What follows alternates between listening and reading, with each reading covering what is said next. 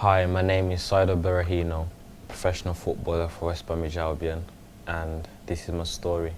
In 1993, I was born in Burundi, a small country in Africa, one of the poorest countries. There was a civil war at the time of my birth. I lost my father in 1997, which was a tough time for me.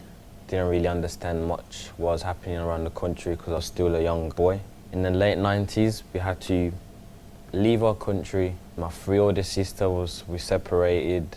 My mother went another way, but I stayed with one of my mother's friends. Flew into Tanzania. We're from Tanzania. We had to catch buses, we had to walk, and I remember catching a plane from Kenya. From Kenya, I think we went somewhere. I was in Europe, and from Europe, we went into England, where my mother was. She arrived in 2001, so I didn't see her for 2 years, I think, or more.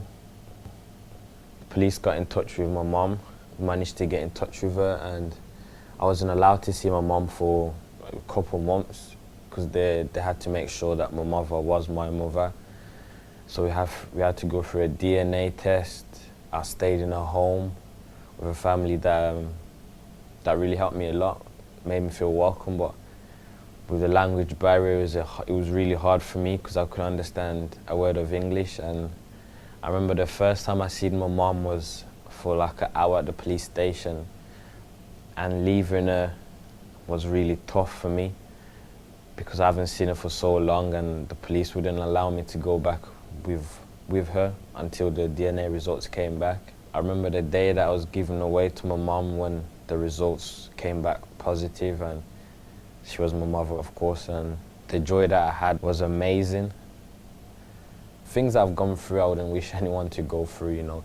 It was really tough for me, but I thank God for putting my life back on track and giving me a second chance in life. And I thank England for giving me a second chance to accept me in their country and made my life easy to move on and follow the dream that I always had, which was to want to become a footballer.